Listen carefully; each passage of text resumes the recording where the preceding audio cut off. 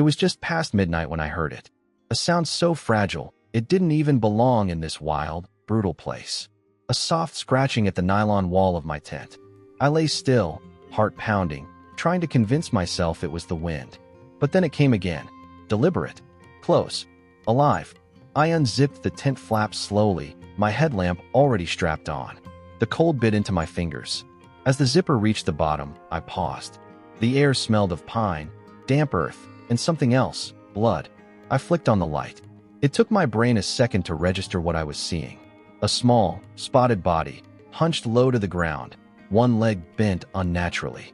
Its eyes reflected the light like twin moons, wide and unblinking. A snow leopard cub. Alone. Bleeding. Breathing, barely. I stepped out, heart hammering so loud I thought it would scare it off. But it didn't move. It didn't growl. It didn't try to run. It just looked at me. Not like an animal. Like something pleading. I crouched low. My voice cracked. "Hey, buddy, what happened to you?" Its tail twitched. That was all. The front paw was raw and scraped to the bone. Blood had matted its white fur. Its chest rose and fell in uneven jerks. I looked around, half expecting to see the mother nearby, ready to pounce. Nothing. Just darkness and the sound of wind curling through rock. I knew I shouldn't touch it. Wild animals are unpredictable, especially injured ones. But I also knew that if I left it there, it would be dead by morning. These mountains show no mercy. I pulled my sleeping bag halfway out of the tent and slid it toward the cub. "Come here. It's okay. I'm not going to hurt you." It didn't move. So I moved. Slowly, I reached under its belly and felt its body jerk. It didn't have the strength to fight me. I slid my arms under it and lifted. It was light. Too light. Bones and trembles. It let out a sound then. Not a growl. Not a cry. Just a breath that caught halfway out. I laid it down on the sleeping bag and wrapped it in my coat. I could feel its ribs against my forearm.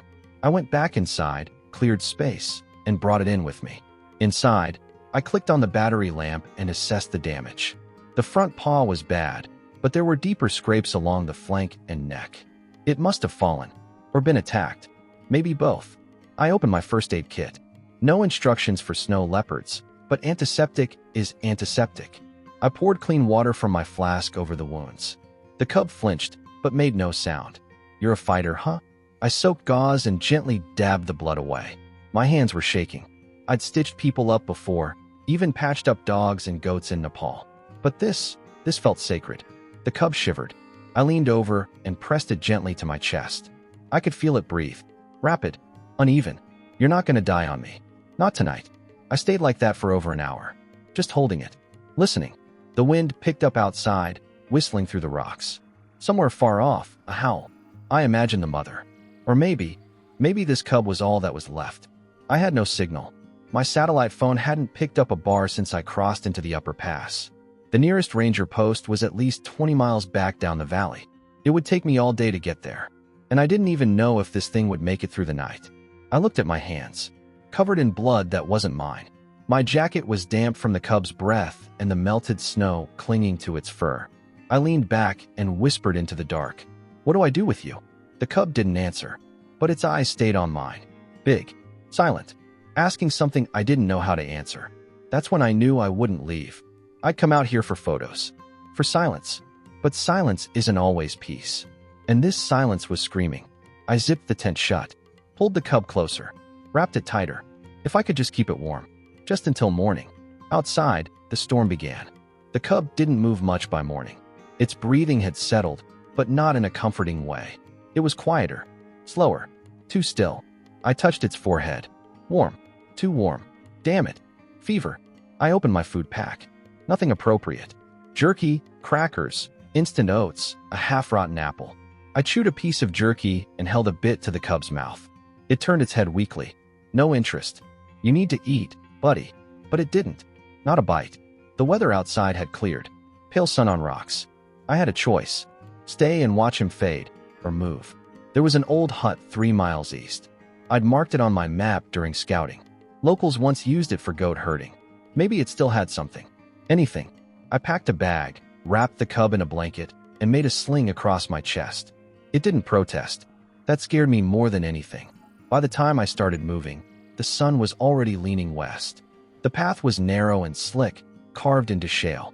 I gripped the edges with my boots, balancing the cub against my chest. Around halfway, I noticed something that stopped me cold. Tracks. Big ones. Rounding a bend, I saw clear indentations in the soft earth. Snow leopard. Adult. Very recent. And beside them, metal. I crouched. 3 rifle cartridges. Fresh. Not rusted. Not weather-worn. I scanned the area. Nothing. Just quiet. But I felt it now. Eyes. Somewhere.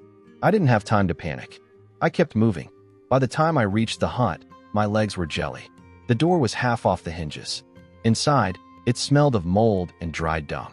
But it was shelter. I laid the cub down on an old blanket and took inventory. A cracked pot. Rusted kettle. Some coiled rope. A tin of goat milk powder. Expired but sealed. It might kill us. Or save him. I boiled water with my camp stove, mixed the powder, let it cool. Used a syringe from my kit and gently dripped some into his mouth. A twitch. A swallow. Tiny. But real. You're not giving up on me. Good. I gave more. Slowly. Then bundled him back in my coat. I stepped outside to get air. That's when I saw her. A girl. Maybe early 20s. Dark scarf. Worn boots. A rifle slung across her back. She froze when she saw me. She called out in her language. I raised my hands. She pointed at the bundle on my chest. I said slowly, "It's hurt. I'm helping." She narrowed her eyes. Then she walked closer, step by step. I didn't move. Her rifle stayed where it was. She looked down at the cub. Her face changed. I saw it in her mouth first, tension loosening. You brought it here?" Her English was halting. I nodded. "I found him last night. He's burning up. I needed shelter. Food." She crouched beside me. Didn't touch it. Just looked. "There are men with guns." She paused. "They killed Mother maybe." The way she said it, simple, direct, hit like a blade. She wasn't guessing. She knew. "You know them?" She looked at me. Something passed behind her eyes. "One is my brother." She stood up. I followed. "I don't trust you," she said. "Fair. But the cub, he should not die?" "No, he shouldn't." She looked over her shoulder. "I help you get him to village. Then we see." The village was 6 miles downhill. She said there was a ranger with radio. Maybe vet. Maybe help. We bundled supplies and left the hut behind. I carried the cub. She led. Her name was Anissa. We spoke little. The silence wasn't awkward. It was survival. Shared purpose. Halfway there, the cub started to shake. Violently. I dropped to the ground.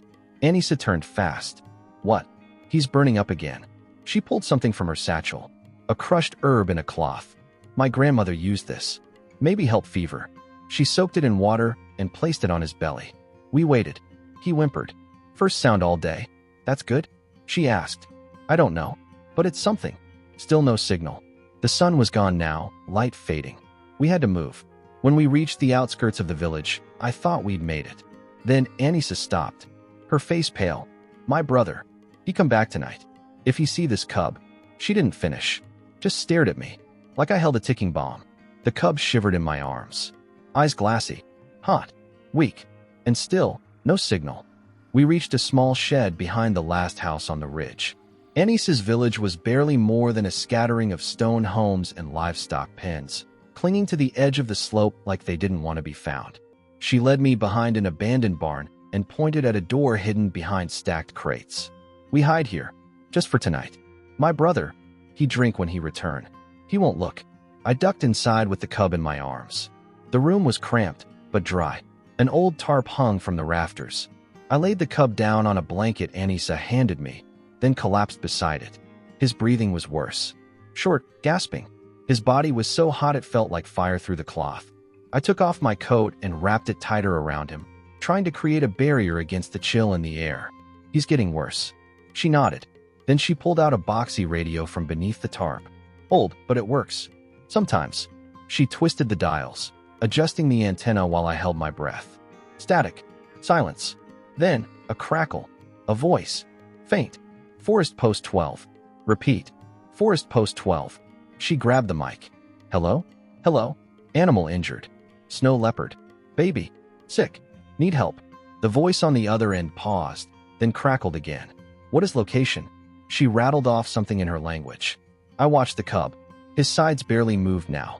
The fear in my chest pressed against my ribs. I'd never felt so powerless. A pause. Then, "We have vet." No vehicle until dawn. Can you give injection? I guide. She looked at me, eyes wide. Can you? I'd never given a shot to anything wild, but the look on her face said it wasn't a choice. I nodded. Yes, just tell me how. The ranger on the other end began listing steps. Dosage, spot, angle. Anissa translated as fast as she could. My hands were soaked in sweat. Every second felt like a countdown. I unwrapped the cub. His eyes fluttered. I whispered, "Hang in there, little guy. We're almost there." I found the vein, just like they said. Drew back, pushed in the plunger. 1 breath. 2. Nothing. Then, a cough. A real sound.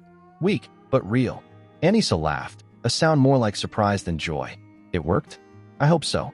We stayed up the whole night. I held him against my chest again. She boiled water on a tiny fire and soaked herbs into cloths, laying them across his paws, his belly. The air inside the shed was heavy with steam and hope. She told me stories. Her grandmother taught her about the mountains, how they were gods once, how leopards were sacred. I didn't argue. Sometimes myths are just how people hold on to what matters. They give people something to believe in when everything else is gone. I told her about my dog, Riley, how he got out during a storm and never came back. I'd been 12. I'd searched for days. The guilt never left.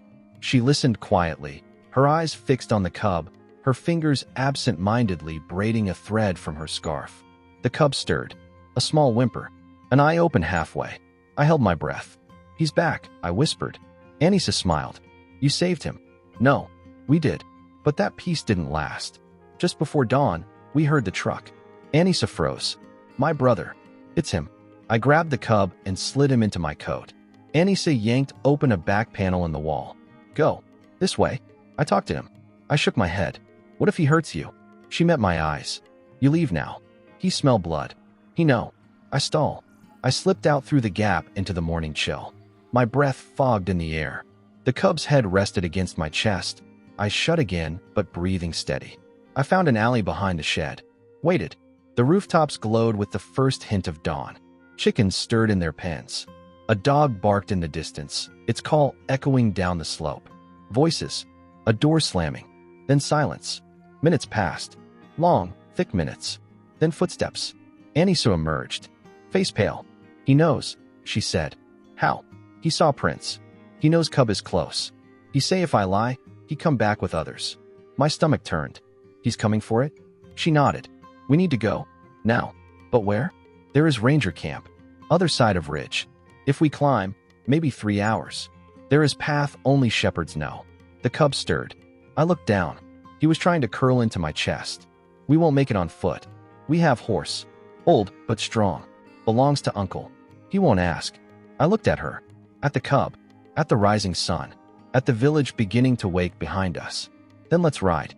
She led me to a narrow alley and pushed open a crooked gate. Inside was a small stable. The horse, shaggy and drowsy, lifted its head. Anissa spoke softly to it, rubbing its neck. I strapped the cub tighter to my chest, adjusting the coat around him. We mounted. I held the reins with one hand and the cub with the other. Anissa rode behind. Guiding us out the back path, she said only the old shepherds remembered. The ride up the ridge was brutal. Loose rock, cold wind, steep turns. But we had no choice. Behind us, danger was waking up. Ahead, maybe salvation. And for the first time since I found him, the cub let out a real sound. A cry, weak but alive. It sounded like hope. The horse's hooves slipped on loose shale as we climbed. Each step felt like borrowed time. Anissa kept whispering encouragement to the animal, her voice low and rhythmic. The cub pressed against my chest didn't stir. His breathing was faint again, shallow and irregular. We rode in silence for over an hour, only the wind in our ears and the creak of leather straps filling the gaps. The ridge rose above us like a wall, and with every switchback, I prayed the trail wouldn't vanish under our feet. I looked down once. Nothing but a sheer drop into pine-covered nothingness. When we reached the narrow pass near the top, Anissa suddenly raised her hand. "Wait, something's wrong." She dismounted in a swift motion and crouched low. I followed her gaze and saw it too. Tracks. Fresh. Deep heel marks. Someone had passed through less than an hour ago. "We're not alone," she said. I scanned the area. We were exposed. No cover. The cub gave a sudden twitch against me, and I tightened my hold. "We need to move." Now. But we were too late. A figure stepped out from behind a rock outcrop above. Rifle slung over his shoulder, scarf around his mouth. But the eyes, those were the same ones I saw in Anissa. Her brother. He raised a hand. Give it to me. That cub. You don't understand what you're doing. I didn't move. He stepped closer. Anissa stood in front of me, her arms out. You don't have to do this, she said. He's sick. He's not worth anything. He looked at her, jaw tight. You're helping him now? After what he's done, we could have had money. Real money. You think those rangers are going to feed our family? We can find another way, Anissa said. No, this was the way. He stepped forward again. I backed up, nearly slipping. Then suddenly, he stopped. Looked at me. Looked at the cub. You think you're helping, but you're just making it worse. For him. For us. Then, without another word, he turned and ran. Disappeared into the tree line. Anissa stared after him, lips parted. Why did he stop? I didn't answer. I didn't understand it either. I turned back toward the trail, my heart thudding. Let's go. We pushed forward. The ridge narrowed, then opened onto a plateau. In the distance, a dirt road curved into the valley, and at the end, a ranger's vehicle. Parked. Waiting. We reached it just as the sun pierced the edge of the sky. A man stood by the hood. He raised a hand. You called about the cub? Anissa nodded. Is the vet here? He's coming. I can drive you down to the base now. Road's rough, but faster than riding. I slid into the back with the cub, wrapping him tightly in a blanket. Anissa got in beside me. The vehicle bumped over rocks and dirt as we descended. I kept my eyes on the cub's face. His breathing had slowed again. His nose was dry, his paws twitching faintly. Then, halfway down the trail, his chest stopped. No. No, no, no, no.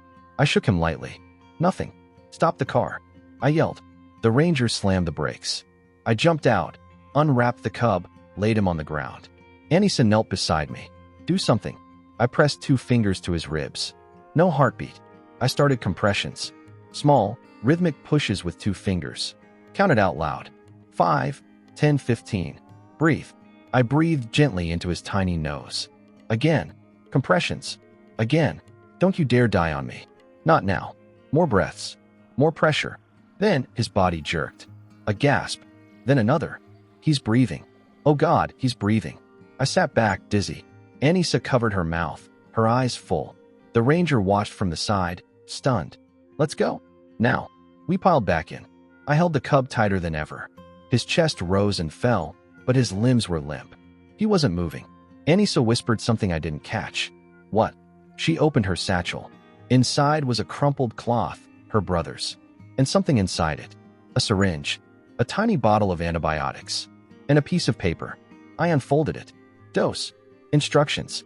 Location of a shelter. He left this. He knew. She nodded. I don't know what it means. Neither do I said. But we owe him now. Ahead, the ranger base appeared. Concrete. Antennas. People waiting. The cub didn't stir again. But he was alive. For now. The shelter stood like a fortress at the edge of the forest. Chain-link fences wrapped around concrete enclosures. Cameras at every corner. And a guard at the gate who barely looked up as we passed through. I carried the cub in both arms. His weight had changed, still light, but denser now, like something returning to itself. Inside, it was quiet. Not silent. Quiet in that sterile way that makes you feel like no one really lives here. A long hallway with steel doors. The smell of antiseptic and wild things pushed into the same box. The vet, a kind-eyed woman named Dr. Leary, met us at the intake room. She didn't speak much, just nodded and gestured me toward the table. He's stable, I said, but he's not moving. Breathing is steady. Heartbeat's there. She examined him carefully. Her touch was quick, gentle, professional. He's lucky, she said. Infection is under control. But trauma. It might take time. Might be permanent. I nodded. My throat was dry. What happens now? He stays. We treat him. See if he can recover enough for rewilding. If not, he lives here. I looked around. Glass walls. Steel floors.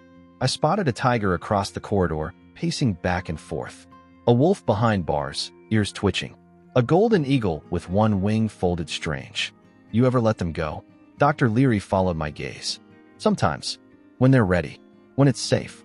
But most, they don't make it back. Not really. They lose something. I looked down at the cub. His eyes were open now. Not wide. Not afraid. just watching me. I sat beside the enclosure as they settled him into a heated corner pen. He didn't resist, just watched. The door clanged shut between us.